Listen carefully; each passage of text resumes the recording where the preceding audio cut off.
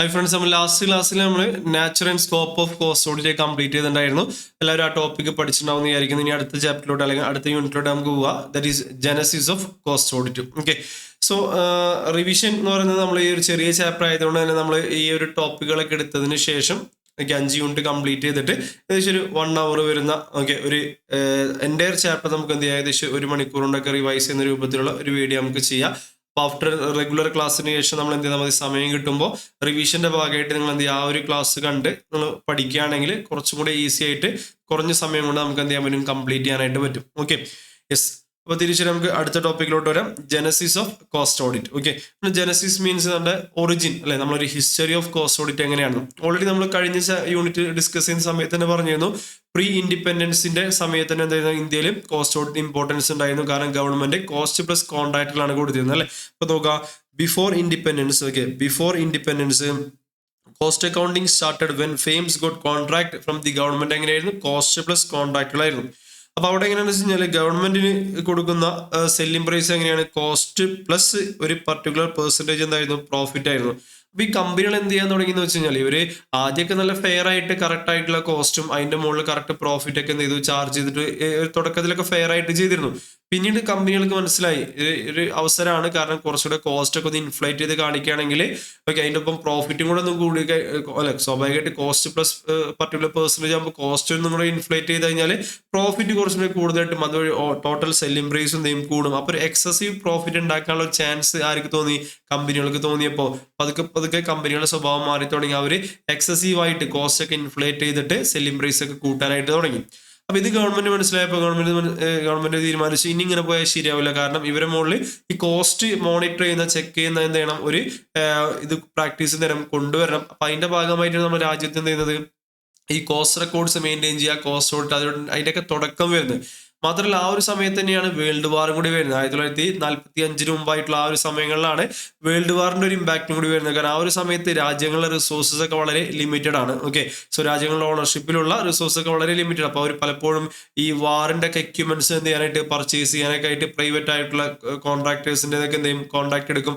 അവർ ആ അവസരം മുതലാക്കിയിട്ട് എന്ത് ചെയ്യാറുണ്ട്, എക്സസീവ് ആയിട്ടുള്ള അൺഫെയർ ആയിട്ടുള്ള പ്രൈസുകളൊക്കെ ചാർജ് ചെയ്യാറുണ്ട്. മാത്രമല്ല ഈ രാജ്യങ്ങളുടെ റിസോഴ്സസ് നോക്കുകയാണെങ്കിൽ നമുക്കറിയാം, ഈ റിസോഴ്സസ് എപ്പോഴും ലിമിറ്റഡ് ആണ് അല്ലെ. നമ്മൾ പണ്ടേ തൊട്ട് പഠിക്കുന്നതാണ്, ലിമിറ്റഡ് റിസോഴ്സസും അൺലിമിറ്റഡ് എന്നാണ് wants are unlimited, resources are limited. അപ്പൊ ഈ ലിമിറ്റഡ് റിസോഴ്സസ് ഉപയോഗിച്ചുകൊണ്ട് മാക്സിമം തന്നെ ഔട്ട്പുട്ട് ഉണ്ടാക്കാം. ഓക്കെ, നമ്മൾ കോസ്റ്റിങ്ങിലൊക്കെ പഠിക്കുന്ന key factor analysis, limiting factor ഒക്കെ പഠിക്കാൻ ആ പറഞ്ഞ പോലെ അന്ന് രാജ്യങ്ങൾ എന്ത് ഫേസ് ചെയ്തു, ഈ ലിമിറ്റഡ് റിസോഴ്സസ് കൊണ്ട് നമുക്ക് മാക്സിമം ഔട്ട്പുട്ട് ഉണ്ടാക്കുന്ന ഒരു സിറ്റുവേഷൻ വന്നപ്പോൾ ഇൻക്ലൂഡിങ് ഇന്ത്യ, ലോകത്താകമാനം ഏതിന്റെ ഇമ്പോർട്ടൻസ് മനസ്സിലായി, കോസ്റ്റിങ്ങിന്റെ ഇമ്പോർട്ടൻസ് അവർക്ക് മനസ്സിലായി. അപ്പൊ ആ ഒരു സമയം തൊട്ടേ കോസ്റ്റിങ്ങിന് എന്ത് വന്നു തുടങ്ങി, ഇമ്പോർട്ടൻസ് വന്നു തുടങ്ങി. നോക്കാം, സോ കോസ്റ്റ് അക്കൗണ്ടിങ് സ്റ്റാർട്ട് ചെയ്യുന്നത്, സോ ഈ പറഞ്ഞ പോലെ ഫേമുകൾക്ക് കോസ്റ്റ് പ്ലസ് കോൺട്രാക്ട് വന്നപ്പോഴാണ്. ആ സമയത്ത് അവരെന്ത് ചെയ്തു, ഒരു കോസ്റ്റ് കൂട്ടി കാണിച്ചു തുടങ്ങി അല്ലെ. Therefore government check these firms, cost details ഒക്കെ എന്ത് ചെയ്ത് ഗവൺമെന്റ് ചെക്ക് ചെയ്ത് തുടങ്ങി. കൂടാതെ വേൾഡ് വാർ 2 ഇമ്പാക്റ്റും കൂടി നമ്മൾ എന്തെങ്കിലും നോക്കണം. So cost become an important concept world wide including India. ഇന്ത്യയിൽ മാത്രമല്ല, ലോകത്ത് മുഴുവൻ എന്ത് ചെയ്തു, കോസ്റ്റ് ഒരു ഇമ്പോർട്ടന്റ് കോൺസെപ്റ്റ് ആയിട്ട് മാറി. So people in India started focusing on cost, because resources എന്തെങ്കിലും ലിമിറ്റഡ് ആണ്, അല്ലാതെ വേസ്റ്റേജ് ഇല്ലാതെ ഓക്കെ, അതിൽ നിന്ന് പരമാവധി നല്ല രീതിയിൽ better utilisation of resources, efficient ആയിട്ട് എന്ത് ചെയ്യുക, ഒപ്റ്റിമം യൂട്ടിലൈസ് ചെയ്യുക. ഓക്കെ, മാക്സിമം ഔട്ട്പുട്ട് എന്ത് ചെയ്യുക, അതിൽ നിന്ന് ഉണ്ടാക്കുക, വേസ്റ്റേജ് ഒക്കെ എന്ത് ചെയ്യുക, കുറക്കാന്നുള്ള ഒരു രീതിയിലോട്ട് രാജ്യങ്ങളും എന്ത് ചെയ്യും, മാറി, ഇൻക്ലൂഡിങ് ഇന്ത്യ. അപ്പൊ അങ്ങനെയാണ് 1944 1944 creation of ICWA, that is institute of cost and work accountants of India. 1944 നമ്മൾ ഇങ്ങനെയല്ലല്ലോ പലയിടത്തും, നമ്മൾ 1959 കണ്ടുള്ളത് അല്ലെ. സോ ആക്ച്വലി ബിഫോർ 1959, 1959 മുമ്പേ തന്നെ 1944 ഇന്ത്യയിലെ കോസ്റ്റ് അക്കൗണ്ടൻസി പ്രൊഫഷൻ അല്ലെങ്കിൽ കോസ്റ്റ് അക്കൗണ്ടിങ് പ്രൊഫഷനെ മോണിറ്റർ ചെയ്യാനും അല്ലെങ്കിൽ ഡെവലപ്പ് ചെയ്യാനും റെഗുലേറ്റ് ചെയ്യാനൊക്കെ വേണ്ടിയിട്ട് ഒരു കോസ്റ്റ് അക്കൗണ്ടിങ് ബോഡി എന്നുള്ള നിലക്ക് ഏതിനെ ക്രിയേറ്റ് ചെയ്തിട്ടുണ്ടായിരുന്നു, institute of cost and work accountants of India. പക്ഷെ ആ സമയത്ത് അതൊരു സ്റ്റാറ്റ്യൂട്ടറി ബോഡി ആയിരുന്നില്ല. ഇന്ന് നിലവിലുള്ള പോലെ അത് setup under the act of parliament ആയിരുന്നില്ല. ഓക്കെ, ഇതെങ്ങനെയായിരുന്നു, ഒരു ലിമിറ്റഡ് കമ്പനി ആയിട്ടാണ് ഇത് ഇൻകോർപ്പറേറ്റ് ചെയ്തിരുന്നത്. Okay, so the institute of cost and work accountants of India was set up in 1944. അപ്പോൾ ചില കാര്യങ്ങൾ MCQല് ചോദിക്കും. ഇൻസ്റ്റിറ്റ്യൂട്ട് ഇതുപോലെ സ്റ്റഡി മെറ്റീരിയൽ പലപ്പോഴും ഇങ്ങനെയുള്ള പാരഗ്രാഫുകളൊക്കെ തരാറുണ്ട് അല്ലെ. ഒരു 7 മാർക്കിനൊന്നും എന്ത് ചെയ്യാറില്ല, ഈ പാരഗ്രാഫിന്റെ അകത്തുനിന്ന് ടെസ്റ്റ് ചെയ്യാറില്ല. പകരം ഈ പാരഗ്രാഫിന്റെ അകത്തുനിന്ന് ഇവർ എന്ത് ചെയ്യാറുണ്ട്, MCQ ക്വസ്റ്റ്യൻസ് ചോദിക്കാറുണ്ട്. എസ്പെഷ്യലി ഇങ്ങനെ ഇയർ അല്ലെങ്കിൽ ചില ചെറിയ ചെറിയ പോയിന്റുകളൊക്കെ. അപ്പൊ നിങ്ങളെല്ലാം പഠിക്കണം. പ്രത്യേകിച്ച് ഡിസ്ക്രിപ്റ്റീവിന് വേണ്ടിയിട്ട് നമ്മൾ ഒരു പർട്ടിക്കുലർ ടോപ്പിക്കിൽ 1, 2, 3 ഇങ്ങനെ ബുള്ളറ്റ് പോയിന്റ്സ് ആയിട്ടുള്ള കാര്യങ്ങളാണ് കൂടുതലായിട്ടും 7 മാർക്കിന് ചോദിക്കാറ്. പക്ഷെ MCQൽ എന്ത് ചെയ്യാം, നമുക്ക് ഈ പാരഗ്രാഫിന്റെ അകത്തുള്ള കാര്യങ്ങൾ വരാം. എസ്പെഷ്യലി ഏതെങ്കിലും ഈ വർഷങ്ങളോ അല്ലെങ്കിൽ ഏതെങ്കിലും പർട്ടിക്കുലർ പേരുകളോ അല്ലെങ്കിൽ കോസ്റ്റ് അക്കൗണ്ടിങ് സ്റ്റാൻഡേർഡുകളോ. ഓക്കെ, അപ്പൊ അതുകൊണ്ട് എന്ത് ചെയ്യാം, ഈ ഒരു ടോപ്പിക്കിൽ നിന്ന് അല്ലെങ്കിൽ ഈ ഒരു ഏരിയയിൽ നിന്ന് ആ വർഷങ്ങൾ എന്ത് ചെയ്യാവുന്ന നോട്ട് ചെയ്ത് വെക്കുക. അപ്പൊ 1944 എന്ത് ചെയ്യുന്നത്, ഒരു ലിമിറ്റഡ് കമ്പനി ആയിട്ട് institute of cost and work accountants of India create ചെയ്യുന്നത്. സബ്സീക്വന്റ്ലി 1959 അല്ലെ, പറഞ്ഞ പോലെ 1949 CA ഇൻസ്റ്റിറ്റ്യൂട്ട് എന്ത് ചെയ്തു, വന്നു. അവിടെ നിന്ന് ഒരു കറക്റ്റ് ഒരു 10 വർഷം കഴിഞ്ഞിട്ട് 1959 പാർലമെന്റ് അകത്ത് ഒരു ആക്ട് പാസ്സാക്കിയിട്ട് എന്ത് ചെയ്തു, ഒരു സ്റ്റാറ്റ്യൂട്ടറി ബോഡി ആയിട്ട് ആര് നിലവിൽ വന്നു, institute of cost and work accountants of India. So in 1959 it became a legal body through a parliament act and now called the Institute of Cost and Cost. ഇപ്പോൾ ഇത് ഈ institute of cost accountants of India എന്ന് പറയുന്നത് 2012 rename ചെയ്തത്. 1959 ഏതെന്നായിരുന്നു പേര്, institute of cost and work accountants of India, ICWA തന്നെയായിരുന്നു. Institute of cost and work accountants of India ആയിരുന്നു 1950. പക്ഷെ അന്ന് അത് ലിമിറ്റഡ് കമ്പനിയിൽ നിന്ന് എന്തിലോട്ട് മാറി, അതൊരു സ്റ്റാറ്റ്യൂട്ടറി ബോഡി ആയിട്ട് മാറി. സബ്സിക്വന്റ് 2012 എന്ത് ചെയ്തത്, ഇന്ന് കാണുന്ന ഇൻസ്റ്റിറ്റ്യൂട്ട് ഓഫ് കോസ്റ്റ് അക്കൗണ്ടൻസ്, ആ വർക്ക്സ് ഒഴിവാക്കി institute of cost accountants of India എന്നുള്ള പേര് 2012 വന്നത്. ഓക്കെ, ഇനി ഫ്രോഡ്സ് ഇൻ 1950s നമുക്ക് പഠിക്കാനൊന്നുമില്ല, ജസ്റ്റ് ഒന്ന് അറിഞ്ഞിരിക്കുക. ഇപ്പോ ഞാൻ പറഞ്ഞു 1944 ഇൻസ്റ്റിറ്റ്യൂട്ട് വന്നു അല്ലെ. മെയിൻ ആയിട്ട് അന്നോട്ട് നമ്മൾ കോസ്റ്റിങ്ങിന്റെ ഇമ്പോർട്ടൻസ് നമ്മൾ മനസ്സിലാക്കി. സബ്സിക്വന്റ് 1950കളിൽ, പ്രത്യേകിച്ച് മിഡ് 50s 1955 ഈ ഇന്ത്യയിൽ തന്നെ ഈ ഡാൽമിയ ജെയിൻ കമ്പനീസ് എന്ന് പറയുന്നത്, അതായത് രാമകൃഷ്ണ ഡാൽമിയ എന്ന് പറയുന്ന ഒരാളുടെ കമ്പനികളിൽ ഇവരെന്താ ചെയ്യുന്നത്, ഈ പബ്ലിക് കമ്പനികളുടെ ഫണ്ടുകളൊക്കെ അൺസെക്യൂർഡ് ആയിട്ട് എന്ത് ചെയ്യും, മറ്റ് റിലേറ്റഡ് പാർട്ടികൾക്ക് പ്രത്യേകിച്ച് ഈ പ്രൊമോട്ടേഴ്സ് തന്നെ പ്രൊമോട്ടേഴ്സിന്റെ ഓണർഷിപ്പിലുള്ള മറ്റ് ബിസിനസ്സുകൾക്ക് എന്ത് ചെയ്യും, ഇവരുടെ കോർപ്പറേറ്റ് ഫണ്ടുകളൊക്കെ എന്ത് ചെയ്യും, ഇവര് കൊടുക്കും. Without any security. എന്നിട്ട് അവരെന്ത് ചെയ്യും, അത് അവരുടെ പേഴ്സണൽ പർപ്പസുകൾക്കും മറ്റ് സ്പെക്യുലേറ്റീവ് ആയിട്ടുള്ള പല കാര്യങ്ങൾക്കും എന്ത് ഉപയോഗപ്പെടുത്തിയത്. അങ്ങനെ ഈ കമ്പനികളൊക്കെ പിന്നീട് ഇൻസോൾവെന്റ് ആവുക. സോ നമ്മുടെ ഷട്ട് ഡൗൺ ചെയ്യേണ്ട അവസ്ഥയിലോട്ട് എന്ത് വന്നു. അപ്പൊ ഗവൺമെന്റ് മനസ്സിലായി നമ്മുടെ ഇന്ത്യയിലത്തെ ഒരു അക്കൗണ്ടിങ് സിസ്റ്റം, ഒരു ഫിനാൻഷ്യൽ റിപ്പോർട്ടിംഗ് സിസ്റ്റം ഈ രീതിയിൽ പോയി കഴിഞ്ഞാൽ എന്താവില്ല, ശരിയാവില്ല. അപ്പൊ അതിനെന്തെങ്കിലും ഒരു മാറ്റം വേണം. അപ്പൊ അതിനെക്കുറിച്ച് പഠിക്കാനായിട്ട് നമ്മൾ സാധാരണ ഒരു കമ്മിറ്റി അല്ലെ, എല്ലാത്തിനെ കുറിച്ചും ഒരു എക്സ്പേർട്ട് കമ്മിറ്റി നമ്മൾ എന്ത് ചെയ്യും, രൂപീകരിക്കും പഠിക്കാനായിട്ട്. അപ്പൊ ഈ ഒരു 50s ഈ ഒരു നമ്മളുടെ രാമകൃഷ്ണ ഡാൽമിയ അതിന് ഡാൽമിയ ജെയിൻ കമ്പനീസ് എന്ന് പറഞ്ഞത് അവരുടെ ബിഗ് കോർപ്പറേറ്റ് ഫ്രോഡുകൾ ഉണ്ടായിരുന്നു. So they created problems in the financial accounting and ഓഡിറ്റ്സിലെ വലിയ വലിയ പ്രശ്നങ്ങൾ എന്ത് ആ സമയത്ത് ഉണ്ടാക്കി. അപ്പൊ ഗവൺമെന്റ് എക്സിസ്റ്റിംഗ് സിസ്റ്റം, നിലവിലുള്ള ഫിനാൻഷ്യൽ റിപ്പോർട്ടിംഗ് ആൻഡ് കോസ്റ്റിംഗിന്റെ നിലവിലുള്ള ആ ഒരു ഫ്രെയിംവർക്ക് അല്ലെങ്കിൽ ആ ഒരു പ്രാക്ടീസ് എന്നല്ല ഒരു പോരായ്മയായിട്ട് തോന്നിയപ്പോൾ ഗവൺമെന്റ് കമ്മീഷൻ ഏർപ്പെടുത്തി പുതിയ മാറ്റങ്ങൾ എന്തിനായിട്ട് കൊണ്ടുവരാൻ വേണ്ടിയിട്ട്. സബ്സിക്വന്റ്ലി ഇയാൾക്ക് ഒരു 2 വർഷം ജയിലും കാര്യങ്ങളൊക്കെ കിട്ടിയിരുന്നു. ഞാൻ പറഞ്ഞു രാമകൃഷ്ണ ഡാൽമിയ ആള് ജയിലിലൊക്കെ ആയിരുന്നു. പക്ഷെ അപ്പോഴും ആൾ എന്ത് ചെയ്തു, ഉടായ്പായിരുന്നു. ആളുടെ പേരിലുള്ള പ്രോപ്പർട്ടികളൊക്കെ എന്ത് ചെയ്തു, ആളുടെ റിലേറ്റീവ്സിന്റെ പേരിലോട്ടൊക്കെ മാറ്റുകയും അങ്ങനെയൊക്കെ ആയിട്ട് ഒരുപാട് വലിയ എന്താ പറയുക, ഗവൺമെന്റ് വലിയ നഷ്ടങ്ങളൊക്കെ ഉണ്ടാവുന്ന ഒരു സമയമായിരുന്നു ഈ ഒരു സിറ്റുവേഷൻ, ആ ഒരു ഫ്രോഡുകൾ എന്ന് പറയുന്നത്.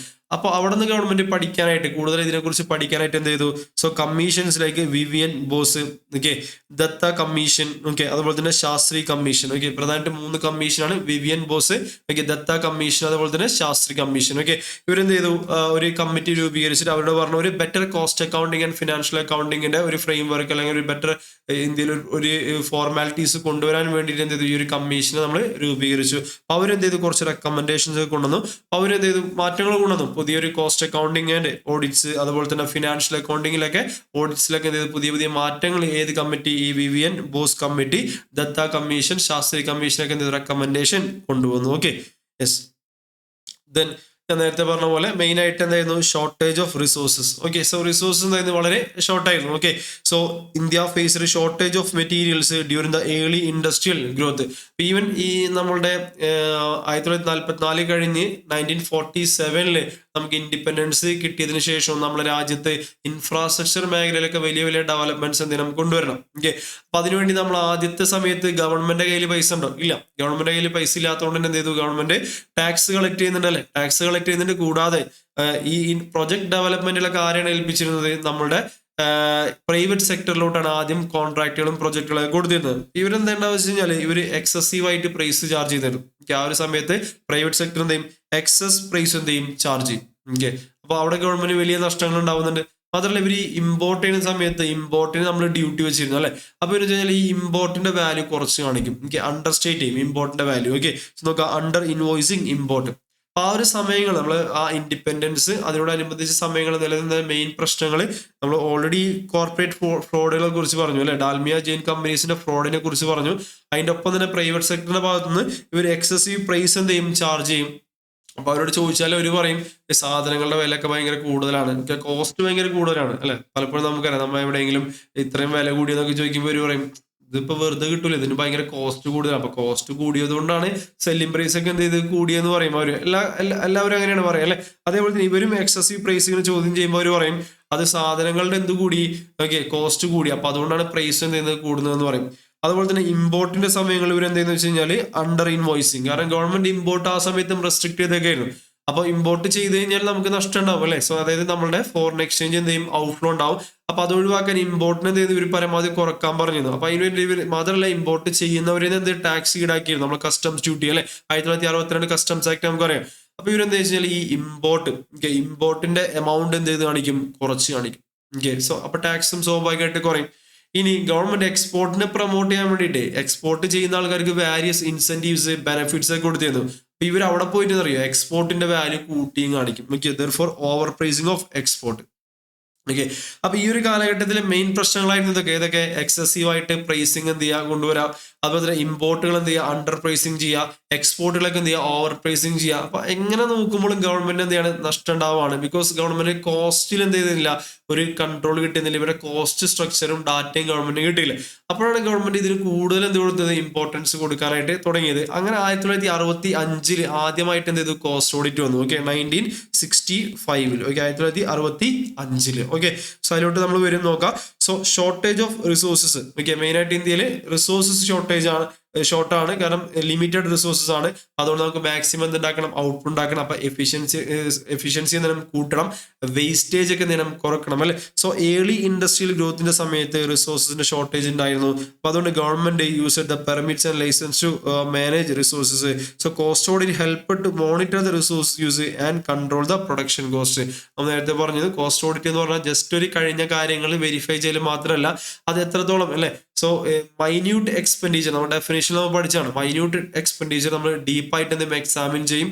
അവിടെ എന്തെങ്കിലും ഒരു നെസസിറ്റി അതുപോലെ തന്നെ അതിന്റെ എഫക്റ്റീവ് ആയിട്ടാണ് റിസോഴ്സസ് എന്ത് ചെയ്ത് യൂട്ടിലൈസ് ചെയ്തിട്ടുള്ളത്. ഓക്കെ, സോ അൺവാണ്ടഡ് ആയിട്ടുള്ള നോൺ വാല്യൂ ആഡഡ് ആക്ടിവിറ്റീസ് ചെയ്തിട്ടുണ്ടോ, വേസ്റ്റേജുകൾ വന്നിട്ടുണ്ടോ എന്നുള്ള കാര്യമൊക്കെ കോസ്റ്റ് ഓഡിറ്റിൽ നമ്മൾ ചെക്ക് ചെയ്യുന്നുണ്ട്.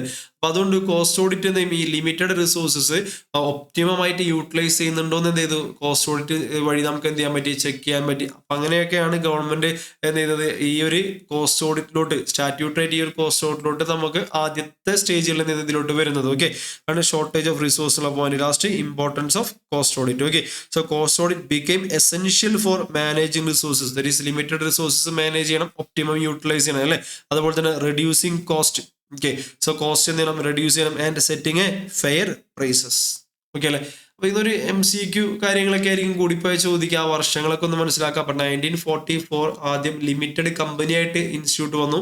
1959 സ്റ്റാറ്റ്യൂട്ടറി ബോഡി ആയിട്ട് മാറി. പിന്നെ ഞാനൊരു വർഷം 1965 ഫസ്റ്റ് കോസ്റ്റ് ഓഡിറ്റ് വന്നത് 1965. ഓക്കെ, അപ്പൊ അതിന്റെയൊക്കെ ആ ഒരു സമയത്ത് ഒരു ബാക്ക്ഗ്രൗണ്ട് ആണ് നമ്മൾ എക്സ്പ്ലെയിൻ ചെയ്തത്. അത്ര എക്സാം ഓറിയന്റഡ് ആയിട്ട് അത്ര ഇമ്പോർട്ടന്റ് ഒന്നും അല്ല. ഓക്കെ, തിരിച്ചു വരാം. So history of the institute of cost accountants of India. അപ്പൊ ഇന്ന് നമ്മൾ പറയുന്ന institute of cost accountants of ഇന്ത്യയുടെ ഹിസ്റ്ററി എങ്ങനെയാണ് നമ്മൾ പഠിച്ചതാണ്. 1944 ഇൻസ്റ്റിറ്റ്യൂട്ട് എന്ത് ചെയ്തു? ഇന്ത്യയിൽ ക്രിയേറ്റ് ചെയ്തിട്ടുണ്ട്. പക്ഷെ എങ്ങനെയായിട്ട്? ഒരു ലിമിറ്റഡ് കമ്പനി ആയിട്ട് ക്രിയേറ്റ് ചെയ്തു. 1959 ICW എന്തായി മാറി? ഒരു ICW ആക്ടിന്റെ അണ്ടറിൽ ഒരു സ്റ്റാറ്റ്യൂട്ടറി ബോഡി ആയിട്ട് മാറി അല്ലെ? Under the act of the parliament 1959 എന്ത് ചെയ്തത്? Institute of cost and work accountants act. Okay, institute of cost and work accountants ആക്ടിൽ നമ്മുടെ ICWA 1959 എന്ത് ചെയ്തു, സ്ഥാപിതമായി. പിന്നീട് 2012 ICWA എന്ത് ചെയ്തു, റീനെയിം ചെയ്തു എന്തായിട്ട്, institute of cost accountants of India. Okay, so ICA എന്ന് പറയും, പക്ഷേ ഇപ്പോൾ നമ്മൾ ICMA എന്ന് പറയും അല്ലെ പൊതുവെ. So institute of cost accountants of India എന്നുള്ള പേരിലോട്ട് മാറിയത് 2012 റീനെയിം ചെയ്തത്. ഓക്കെ, അപ്പൊ ഇൻസ്റ്റിറ്റ്യൂട്ടിന്റെ ഹിസ്റ്ററി പഠിച്ചില്ലേ, 3 വർഷം ഒക്കെ അല്ലേ, 1944, 1959, 2012. 44 ലിമിറ്റഡ് കമ്പനി ആയിട്ട്, 59 സ്റ്റാറ്റ്യൂട്ടറി ബോഡി ആയിട്ട്, 2012 റീനെയിം ചെയ്തു അല്ലെ. യെസ്, ഇനി ഹിസ്റ്ററി ഓഫ് കോസ്റ്റ് ഓഡിറ്റ്. അപ്പൊ നമ്മൾ ആദ്യം ഹിസ്റ്ററി ഓഫ് ഇൻസ്റ്റിറ്റ്യൂട്ട്, പിന്നെ cost audit. First cost audit എങ്ങനെയാണ്, 1965 അല്ലെ. So the cost audit introduced in India under ഏത്, കമ്പനീസ് ആക്ട് പ്രകാരം. കമ്പനീസ് ആക്ട് 1956 അല്ലെ, കമ്പനീസ് ആക്ട് 1956. അപ്പൊ ഏർലിയർ കമ്പനീസ് ആക്ട്, ഇന്ന് നമ്മൾ പഠിക്കുന്നത് 2013 കമ്പനീസ് ആക്ട് ആണ്. അതിന് മുമ്പ് 1956 ഒരു കമ്പനീസ് ആക്ട് ഉണ്ടായിരുന്നു. ഈ 1956 കമ്പനീസ് ആക്ടിന്റെ ഈ ലാസ്റ്റത്തെ 2 തിരിച്ചിട്ട് കഴിഞ്ഞാൽ 65. ഓക്കെ, 56, 65. അപ്പൊ 1956 കമ്പനീസ് ആക്ടിന്റെ കീഴിൽ ഫസ്റ്റ് കോസ്റ്റ് ഓഡിറ്റ് വന്നത് 1965 നോക്കുക. So 1965 okay, first cost audit introduced in India. അപ്പോൾ ഇതിനൊരു സ്റ്റാറ്റ്യൂട്ടറി അല്ലെ, ഒരു മാൻഡേറ്ററി ആക്കണമെങ്കിൽ, ഒരു ലീഗൽ ആക്കണമെങ്കിൽ എന്താണ്, ഒരു നിയമം വേണം. ഓക്കെ, ഇന്ത്യയിൽ എല്ലാത്തിനും നിയമം വേണം. അപ്പൊ നിയമം ഏതായിരുന്നു, കമ്പനീസ് ആക്ടിന്റെ കീഴിൽ സെക്ഷൻ നമ്പർ 233 എന്നുള്ള സെക്ഷനകത്തായിരുന്നു. Section number 233B of the companies act 1956 എന്തിനെ കുറിച്ചാണ് പറഞ്ഞിട്ടുള്ളത്, കോസ്റ്റ് ഓഡിറ്റിനെ കുറിച്ചാണ് പറഞ്ഞത്. അപ്പൊ നേരത്തെ നമ്മൾ തുടക്കത്തിൽ പറഞ്ഞു, കോസ്റ്റ് ഓഡിറ്റ് ചെയ്യണമെങ്കിൽ ആദ്യം എന്ത് വേണ്ടേ, കോസ്റ്റ് റെക്കോർഡ്സ് വേണ്ടേ അല്ലെ. സോ ചുമരുണ്ടെങ്കിലേ ചിത്രം വരയ്ക്കാൻ പറ്റുള്ളൂ എന്ന് പറഞ്ഞ പോലെ, നമ്മൾ കോസ്റ്റ് ഓഡിറ്റ് ചെയ്യണമെങ്കിൽ നമുക്ക് എന്ത് വേണം, നമുക്ക് അവിടെ കോസ്റ്റ് റെക്കോർഡ്സ് വേണം. അപ്പൊ അതുകൊണ്ട് കോസ്റ്റ് റെക്കോർഡ്സ് മെയിൻറ്റെയിൻ ചെയ്യുന്നതും എന്ത് ചെയ്യണം, സ്റ്റാറ്റ്യൂട്ടറി ലീഗലാക്കി മാറ്റണം. അതുകൊണ്ട് section number 209 section number 209 subsection 1 clause ഡിയില് ഓഫ് കമ്പനീസ് ആക്ട് എന്തിനെ കുറിച്ച് പറഞ്ഞു, maintenance of cost records. Okay, അപ്പൊ ഇന്നത്തെ കമ്പനീസ് ആക്ടില് സെക്ഷൻ നമ്പർ 148 നമ്മൾ പഠിക്കുക. ഓക്കെ, പക്ഷേ ഹിസ്റ്ററി അറിഞ്ഞിരിക്കാം. 1956 കമ്പനീസ് ആക്ടിലെ section number 233B. Okay, section number 233B എന്തിനെ കുറിച്ചായിരുന്നു, കോസ്റ്റ് ഓഡിറ്റ് ആയിരുന്നു. Section number 209 subsection 1 clause D എന്തിനെ കുറിച്ചായിരുന്നു, മെയിൻ്റനൻസ് ഓഫ് കോസ്റ്റ് റെക്കോർഡ്സിനെ കുറിച്ചായിരുന്നു ഏർലിയർ കമ്പനീസ് ആക്ടിൽ. Okay, yes. അപ്പൊ ഫസ്റ്റ് കോസ്റ്റ് ഓഡിറ്റ് നമ്മൾ ഇൻട്രൊഡ്യൂസ് ചെയ്തത് 1965 അല്ലെ. ഇനി ആ 1965 മുതൽ 2008 വരെയുള്ള കാലയളവിൽ, 1965 മുതൽ 2008 വരെയുള്ള കാലയളവിൽ ഇന്ത്യയിൽ ഈ കോസ്റ്റ് ഓഡിറ്റ് നടന്നിരുന്നത് തന്നെ എങ്ങനെയാണെന്ന് വെച്ച് കഴിഞ്ഞാൽ കമ്പനി സ്പെസിഫിക്കലായിരുന്നു. ഓക്കെ, അതായത് 44 ഇൻഡസ്ട്രീസ്, 44 ഇൻഡസ്ട്രീസിൽ നിന്ന് നമ്മൾ കമ്പനി സ്പെസിഫിക്കലാണ് കോസ്റ്റ് ഓഡിറ്റ് ചെയ്തിരുന്നത്. ദാറ്റ് മീൻസ് ഇപ്പോൾ cement sector, steel, pharmaceutical, fertiliser, okay, sugar industry, ഇങ്ങനെയുള്ള ഇൻഡസ്ട്രികൾ എടുത്തിട്ട് അതിൽ നിന്ന് എല്ലാവരും വേണ്ട. ഇപ്പൊ സിമെന്റ് ഇൻഡസ്ട്രിയിൽ ഒരുപാട് കമ്പനി ഉണ്ടെങ്കിൽ എല്ലാ കമ്പനികളും കോസ്റ്റ് ഓഡിറ്റ് ചെയ്യാന്നല്ല പറഞ്ഞത്. അതിലെ സെലക്ടഡ് ആയിട്ടുള്ള കുറച്ച് കമ്പനികൾ കമ്പനി സ്പെസിഫിക് ബേസിസിലാണ് ആദ്യം കോസ്റ്റ് ഓഡിറ്റ് ചെയ്തിരുന്നത്. അങ്ങനെ 44 ഇൻഡസ്ട്രീസിനെ ഏതിൽ കവർ ചെയ്തിരുന്നു, കോസ്റ്റ് ഓഡിറ്റിൽ കവർ ചെയ്തിട്ടുണ്ടായിരുന്നു. സോ 2008 വരെ, ഓക്കെ, സോ 1965 to 2008 വരെ 44 industries covered under the cost records maintenance and cost audit on a company specific ബേസിസിൽ. ഇനി 2008 ആയപ്പോൾ അവർക്ക് മനസ്സിലായി ഇതിലും ഒരു മാറ്റം, കുറച്ചും കൂടെ ഒരു സിസ്റ്റമാറ്റിക് ആയിട്ട്, ഓക്കെ, ഇതിന്റെ അപ്ലിക്കബിലിറ്റി ഒക്കെ എന്തെങ്കിലും കുറച്ചും കൂടെ ഒന്ന് സ്ട്രക്ചേർഡ് ആക്കണം. ഓക്കെ, കുറച്ചും കൂടി ഒരു സ്റ്റാൻഡേർഡ് അപ്ലിക്കേഷൻ ഒക്കെ എന്തെങ്കിലും ഇതിന് വരണം എന്നുള്ളൊരു അടിസ്ഥാനത്തിൽ ഇവർ 2008 ഒരു എക്സ്പെർട്ട് കമ്മിറ്റിനെ എന്ത് ചെയ്ത് രൂപീകരിച്ച് ഇതിനെ കുറിച്ച് പഠിക്കാനായിട്ട് കൊടുത്തു. സോ ദ 2008 ഒരു expert group establish to study the system of maintaining cost accounting records and cost ഓഡിറ്റിനെ കുറിച്ച് പഠിക്കാനായിട്ട് ഒരു എക്സ്പെർട്ട് ഗ്രൂപ്പിനെ ഏൽപ്പിച്ചു. അങ്ങനെ സബ്സീക്വന്റ്ലി ഒരു എക്സ്പെർട്ട് ഗ്രൂപ്പ് എന്ത് ചെയ്തു, ഒരു റിപ്പോർട്ട് സബ്മിറ്റ് ചെയ്തു. ഓക്കെ, സെൻട്രൽ ഗവൺമെന്റ് ഒരു റിപ്പോർട്ട് സബ്മിറ്റ് ചെയ്തു. അതെന്തായിരിക്കും, ഒരു നെക്സ്റ്റ് ഇയറിൽ അല്ലെ. സോ 2008 കമ്മിറ്റി രൂപീകരിച്ചപ്പോൾ നെക്സ്റ്റ് ഇയർ 2009 ഈ എക്സ്പെർട്ട് ഗ്രൂപ്പ് എന്ത് ചെയ്തു, ഒരു റിപ്പോർട്ട് സെൻട്രൽ ഗവൺമെന്റ് സബ്മിറ്റ് ചെയ്തു. അപ്പൊ അതിന്റെ അടിസ്ഥാനത്തിൽ ആ റിപ്പോർട്ടിൽ പറഞ്ഞു വെച്ച് കഴിഞ്ഞാൽ എല്ലാ കമ്പനികൾക്കും അല്ല, ഒരു particular amount, turn over, net worth, okay, ചില നമുക്കറിയാം കമ്പനീസ് ആക്ടിന്റെ പല പ്രൊവിഷൻസ് അപ്ലിക്കബിൾ ആവുന്നത്. സോ എല്ലാ കമ്പനികൾക്കും ഇല്ല അല്ലെ, ജസ്റ്റ് ഒരു പ്രൈവറ്റ് കമ്പനിയാണ് അല്ലെങ്കിൽ ഒരു പബ്ലിക് കമ്പനി ആണെന്ന് ചോദിച്ചാൽ എല്ലാവർക്കും പല പ്രൊവിഷൻസ് അപ്ലിക്കബിൾ അല്ല, ബേസ്ഡ് ഓൺ ദി ലിമിറ്റ്സ് അല്ലെ. നമുക്കറിയാം company having this much turn over അല്ലെങ്കിൽ ദിസ് മച്ച് നെറ്റ് വർത്ത്, ഇപ്പോൾ CSR പ്രൊവിഷൻസ് അപ്ലിക്കബിൾ ആണെങ്കിൽ എല്ലാ കമ്പനികൾക്കും ആവുന്നുണ്ടോ, ഇല്ല. ഓക്കെ, സോ ഒരു കമ്പനി അതിനൊരു പർട്ടിക്കുലർ ലിമിറ്റ് ക്രോസ് ചെയ്യുന്നുണ്ടെങ്കിൽ അത് പ്രോഫിറ്റ് ആയിക്കോട്ടെ, ടേൺ ഓവർ ആയിക്കോട്ടെ, നെറ്റ് വർത്ത്, അങ്ങനെയൊക്കെ അതിന്റെ ബേസിസിലാണ് പ്രൊവിഷൻസ് അപ്ലിക്കബിൾ ആവുന്നത്. അതുകൊണ്ട് 2011 2008 കമ്മിറ്റി, 2009 അവരുടെ റിപ്പോർട്ട് അല്ലേ. 2011 അപ്പൊ 2011 പ്രത്യേകത അന്ന് കമ്പനീസ് ആക്ട് 2013 എന്നില്ല നിലവിൽ വന്നിട്ടില്ല അല്ലെ. സോ കമ്പനീസ് ആക്ട് 2013 2011 ഉണ്ടാവോ? ഇല്ല. 2011 മാൻഡേറ്ററി കോസ്റ്റ് ഓഡിറ്റ് എന്ത് ചെയ്തു? ഇൻട്രൊഡ്യൂസ് ചെയ്തു for companies involved in manufacturing സെക്ടറിൽ, ഈ മൈനിങ് സെക്ടർ, അതുപോലെ തന്നെ പ്രോസസിംഗ് ഒക്കെ ചെയ്യുന്ന കമ്പനികൾക്ക് അണ്ടർ കമ്പനീസ് ആക്ട് 1956 തന്നെ, കമ്പനീസ് ആക്ട് 1956 കീഴിൽ തന്നെ മാൻഡേറ്ററി കോസ്റ്റ് ഓഡിറ്റ് ഇൻട്രൊഡ്യൂസ് ചെയ്തു. സെർട്ടൈൻ ഇൻഡസ്ട്രീസ്, മാനുഫാക്ചറിങ്, അതുപോലെ തന്നെ മൈനിങ്, പ്രോസസിംഗ് ഒക്കെ ചെയ്യുന്ന കമ്പനികൾക്ക് based on the turnover and net worth limit, based on some turnover and net worth ലിമിറ്റിനെ ബേസ് ചെയ്തുകൊണ്ട് ഇത് കൊണ്ടുവന്നു. മാത്രമല്ല ഒരു കംപ്ലൈന്റ് സർട്ടിഫിക്കറ്റും ഒരു കോസ്റ്റ് അക്കൗണ്ടിന് കൊടുക്കണം. So companies are required to obtain a compliant certificate from the cost accountants. Okay, അപ്പൊ ഈ ഒരു റിക്വയർമെന്റ് ആണ് 1956 കമ്പനീസ് ആക്ടിന്റെ കീഴിൽ 2011 ഒരു അപ്ഡേഷൻ വന്നപ്പോൾ, 2011 ഒരു എക്സ്പെർട്ട് കമ്മിറ്റിയുടെ റെക്കമെൻഡേഷൻ ഒരു അപ്ഡേഷൻ വന്നപ്പോൾ വന്നതെന്ന് വെച്ച് കഴിഞ്ഞാൽ മാൻഡേറ്ററി കോസ്റ്റ് ഓഡിറ്റ് കൊണ്ടുവന്നു പ്ലസ് കംപ്ലൈന്റ് സർട്ടിഫിക്കറ്റ് അല്ലെ. പക്ഷെ ഉടനടി അതിനടുത്തുള്ള സമയത്ത് തന്നെ എന്ത് ചെയ്തു? നമ്മളുടെ പുതിയ കമ്പനീസ് ആക്ട് വന്നല്ലോ 2013. അതുകൊണ്ട് പിന്നീട് കമ്പനീസ് ആക്ട് 2013 ഇൻട്രൊഡ്യൂസ് ചെയ്തപ്പോൾ കമ്പനീസ് ആക്ട് 2013 കീഴിലുള്ള കറസ്പോണ്ടിങ് റൂൾസ് വരുന്നുണ്ട്. 2014 പല റൂൾസ് നമ്മൾ ഇഷ്യൂ ചെയ്തല്ലോ അല്ലെ. അപ്പൊ കമ്പനീസ് ആക്ട് 2013 കീഴിൽ companies cost records and audit rules 2014, അടുത്ത ചാപ്റ്റർ ആയിട്ട് ആ റൂൾസ് ആണ് പഠിക്കാനുള്ളത്. ഏകദേശം 6 റൂൾസ് ആണ് നമുക്കുള്ളത്. So 2013 companies act, then related rules 2014 new companies cost records and audit rules 2014 issued under the companies act 2013. Okay, so ഇത്രയും കാര്യങ്ങൾ എന്ത് ചെയ്യുക? മനസ്സിലാക്കി. ഇതാണ് നമ്മുടെ ഹിസ്റ്ററി എന്ന് പറയുന്നത്. ഓക്കെ, നമുക്കൊന്ന് റിവൈസ് ചെയ്തുള്ള സ്പീഡായിട്ട് നോക്കാം. Genesis of cost audit in India അല്ലെ. ബിഫോർ ഇൻഡിപെൻഡൻസും എന്തുണ്ടായിരുന്നു? കോസ്റ്റിംഗ് നമ്മൾ ചെയ്തിരുന്നു. Because cost plus contract. World war 2 എന്ന് പറയുന്നത് കോസ്റ്റിങ്ങിന്റെ ഒരു ഇമ്പോർട്ടൻസ് നമ്മൾ മനസ്സിലാക്കിയ ഒരു സമയം കൂടിയായിരുന്നു. അങ്ങനെ 1944 ഇൻസ്റ്റിറ്റ്യൂട്ട് ക്രിയേറ്റ് ചെയ്തു. പക്ഷേ ലിമിറ്റഡ് കമ്പനി 1959 സ്റ്റാറ്റ്യൂട്ടറി ബോഡി ആയിട്ട് മാറി. 1950s ഡാൽമിയ ജെയിൻ കമ്പനീസിന്റെ ഫ്രോഡുകളൊക്കെ വന്നപ്പോൾ ഗവൺമെന്റ് മനസ്സിലായി ഈ ഒരു ഫിനാൻഷ്യൽ റിപ്പോർട്ടിംഗ് ആൻഡ് ഓഡിറ്റ് ഫ്രെയിംവർക്കിലൊക്കെ കുറച്ച് മാറ്റങ്ങളൊക്കെ കൊണ്ടുവരണം. സബ്സിക്വന്റ് ഒരു വിവിയൻ ബോസ്, അതുപോലെ തന്നെ ദത്ത ശാസ്ത്രി കമ്മീഷന്റെ റെക്കമെൻഡേഷൻ കൂടിയിട്ട് എന്ത് ചെയ്തു? വലിയ വലിയ മാറ്റങ്ങളൊക്കെ ഇതിൽ കൊണ്ടുവന്നു. ഓക്കെ, പിന്നെ ആ ഒരു സമയത്ത് തന്നെയാണ് കമ്പനികൾ ഓവർ പ്രൈസിങ്ങും ഇമ്പോർട്ടൊക്കെ എന്ത് ചെയ്യാം? അണ്ടർ ഇൻവോയ്സിങ് ചെയ്യുക, എക്സ്പോർട്ടൊക്കെ എന്ത് ചെയ്യുക? ഓവർ ഇൻവോയ്സിങ് ചെയ്യുക. ഓക്കെ, കൂടാതെ ഇന്ത്യയിൽ റിസോഴ്സസിന്റെ ഷോർട്ടേജ് ഉണ്ടായിരുന്നു.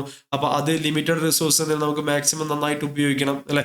അപ്പൊ ആ റിസോഴ്സ് മാനേജ് ചെയ്യണം, അതുപോലെ തന്നെ കോസ്റ്റ് എന്ത് ചെയ്യണം? റെഡ്യൂസ് ചെയ്യണം. അപ്പൊ ഇതൊക്കെ മനസ്സിലാക്കിക്കൊണ്ട് തന്നെ 1965 1965 എന്ത് ചെയ്തു? നമ്മൾ ഫസ്റ്റ് കോസ്റ്റ് ഓഡിറ്റ് എന്ത് ചെയ്തു? ഇൻട്രൊഡ്യൂസ് ചെയ്തു. സോ അത് 1956 കമ്പനീസ് ആക്ടിൽ 1965 കോസ്റ്റ് ഓഡിറ്റ് കൊണ്ടുവന്നത് section number 233B. Section number 233Bയിലാണ് കോസ്റ്റ് ഓഡിറ്റ് ആദ്യം കൊണ്ടുവന്നത്. കോസ്റ്റ് ഓഡിറ്റ് ചെയ്യാനുള്ള കോസ്റ്റ് അക്കൗണ്ട്സ് റെക്കോർഡ്സ് മെയിൻറ്റെയിൻ ചെയ്യേണ്ടത് 209 subsection 1 clause D. Okay, 209 subsection 1 clause D. Yes, അപ്പൊ ഇൻസ്റ്റിറ്റ്യൂട്ട് പറഞ്ഞു 4459. പിന്നെ ഇൻസ്റ്റിറ്റ്യൂട്ടിനെ റീനെയിം ചെയ്തത് 2012. Okay, so that is institute of cost accountants ആയിട്ട് റീനെയിം ചെയ്ത് 2012. ദെൻ 1965, പിന്നെ 1965 to 2008 വരെ 44 ഇൻഡസ്ട്രീസിൽ നിന്നായിട്ട് കമ്പനി സ്പെസിഫിക് ബേസിൽ എന്ത് ചെയ്ത് കോസ്റ്റ് ഓഡിറ്റ് ഒക്കെ ചെയ്തു പോകുന്നു. പക്ഷെ അത് പോരാന്ന് തോന്നിയപ്പോൾ നമ്മൾ 2008 എക്സ്പെർട്ട് ഗ്രൂപ്പിനെ വെച്ചിട്ട് എന്ത് ചെയ്തു? അതിനെക്കുറിച്ച് പഠിച്ചു. 2009 അവർ റിപ്പോർട്ട് സെൻട്രൽ ഗവൺമെന്റ് സബ്മിറ്റ് ചെയ്തു. അതിന്റെ ബേസിസ് 2011 നമ്മൾ എന്ത് ചെയ്തു? Based on the turnover, net worth ലിമിറ്റുകളൊക്കെ ബേസിസിൽ കമ്പനികൾക്ക് മാൻഡേറ്ററി കോസ്റ്റ് ഓഡിറ്റ് എന്ത് ചെയ്തു? ഇൻട്രൊഡ്യൂസ് ചെയ്തു. അത് based on the turnover, അതുപോലെ തന്നെ മാത്രമല്ല ഒരു കോസ്റ്റ് അക്കൗണ്ടിന്റെ ഒരു സ്റ്റാറ്റ്യൂട്ടറി കംപ്ലൈന്റ് സർട്ടിഫിക്കറ്റും കൂടി നമ്മൾ കോസ്റ്റ് അക്കൗണ്ടിന്റെ കയ്യിൽ നിന്ന് കമ്പനികൾ എന്ത് ചെയ്യണം? സർട്ടിഫിക്കറ്റ് എടുക്കാൻ വേണം. ഓക്കെ, പിന്നീട് സബ്സിക്വന്റ്ലി 2013 കമ്പനീസ് ആക്ട് വന്നു. 2013 കമ്പനീസ് ആക്ടിന്റെ കീഴിൽ കറസ്പോണ്ടിങ് റൂൾസ് 2014 വന്നപ്പോൾ companies cost accounting and audit rules, companies cost records and audit rules 2014 എന്ത് ചെയ്തു? ഇഷ്യൂ ചെയ്തു അണ്ടർ കമ്പനീസ് ആക്ട് 2013. ഓക്കെ ആണോ? യെസ്, അപ്പൊ ഇത്രയും കാര്യങ്ങൾ ഞാൻ മനസ്സിലാക്കാം. MCQ ആംഗിളിൽ ഇൻസ്റ്റിറ്റ്യൂട്ടിന്റെ സ്റ്റഡി മെറ്റീരിയൽ നോക്കുകയാണെങ്കിൽ genesis of cost audit first പാരഗ്രാഫിൽ പറഞ്ഞ പോലെ നമ്മൾ റിവിഷൻ, ഓക്കെ, ഓൾറെഡി ഒരു റിവിഷൻ കഴിഞ്ഞു. ഓക്കെ, വീണ്ടും നമ്മൾ റിവൈസ് ചെയ്യണം. അതോടെ നമ്മളെല്ലാം ഓക്കെ സെറ്റ് ആയിട്ടുണ്ടാവണം. ഓക്കെ, സോ കോൺട്രാക്റ്റിലൊക്കെ എന്തായിരുന്നു? കോസ്റ്റ് നമ്മൾ ജസ്റ്റ് ടിക്ക് അടിച്ച് പോകും നമ്മൾ പഠിച്ച കാര്യങ്ങളൊക്കെ ഇല്ലെന്ന് ഉറപ്പിക്കാൻ വേണ്ടിയിട്ട്. സോ പ്രീ ഇൻഡിപെൻഡൻസ് ടൈമിൽ തന്നെ കോസ്റ്റ് പ്ലസ് കോൺട്രാക്റ്റുകളൊക്കെ ആയിരുന്നു. അങ്ങനെ 1944 ഇൻസ്റ്റിറ്റ്യൂട്ട് വന്നു. എന്തിനു വേണ്ടി ഇൻസ്റ്റിറ്റ്യൂട്ട് വന്നു? To promote promoting regulating developing the profession of the cost accountancy. പിന്നീട് 1950-കളിൽ ഡാൽമിയ ജീൻ കമ്പനീസിന്റെ ഫ്രോഡ് വന്നപ്പോഴാണ് ഗവൺമെന്റ് മനസ്സിലായത് ഇതിങ്ങനെ പോയാൽ ശരിയാവില്ല അല്ലെ. അപ്പൊ അതുകൊണ്ട് കമ്മിറ്റി രൂപീകരിച്ചതും അതിന്റെ റെക്കമെൻഡേഷൻ കാര്യങ്ങളൊക്കെ പറയുന്നുണ്ട്. മാത്രമല്ല പ്രത്യേകിച്ച് ഇവിടെ സ്കേഴ്സ് റിസോഴ്സസ് അതാണ് മെയിൻ ആയിട്ട്. ഓക്കെ, സോ നമ്മൾ റിസോഴ്സസ് എന്തായിരുന്നു? ഷോർട്ട് ആയിരുന്നു. അപ്പോൾ ഉള്ള റിസോഴ്സസിൽ നിന്ന് പരമാവധി ഔട്ട്പുട്ട് നമ്മൾ എന്തെങ്കിലും ജനറേറ്റ് ചെയ്യണമെങ്കിൽ there should be monitor, control, regulate the efficient use of the scarce resources. Okay, എന്തെങ്കിലും മോണിറ്റർ ചെയ്യണം, കൺട്രോൾ ചെയ്യണം, റെഗുലേറ്റ് ചെയ്യണം. Monitoring, controlling, regulating the scarce resources എന്ത് ചെയ്യണം? For the purpose of efficient use. Okay, അതിനുവേണ്ടി നമ്മൾ എന്ത് ചെയ്തു? കോസ്റ്റിംഗിന്റെ ഇമ്പോർട്ടൻസും അതുപോലെ തന്നെ കോസ്റ്റ് ഡാറ്റയുടെ ഇമ്പോർട്ടൻസ് ഒക്കെ അവർക്ക് മനസ്സിലായി. അങ്ങനെയാണ് thus cost is a unique feature of the corporate management in India is emerge. Okay, അങ്ങനെയാണ് നമ്മുടെ ഹിസ്റ്ററി. സോ നമ്മൾ നേരത്തെ പഠിച്ച പോലെ 1944, 1959, 2012, 1965 ഫസ്റ്റ് കോസ്റ്റ് ഓഡിറ്റ് ഇൻട്രൊഡ്യൂസ് ചെയ്തത് under companies act 233B. Okay, companies act 1956 section number 233B. Cost records 209(1)D. 1965 to 2008, 2008 expert committee then അവരുടെ recommendation 2011 mandatory cost audit based on the turnover limits and net worth. 2014 companies cost records and audit rules 2014. Okay, so ഇത്രയും കാര്യങ്ങൾ നമ്മൾ എന്ത് ചെയ്തു? Complete ചെയ്തു. Okay അല്ലേ?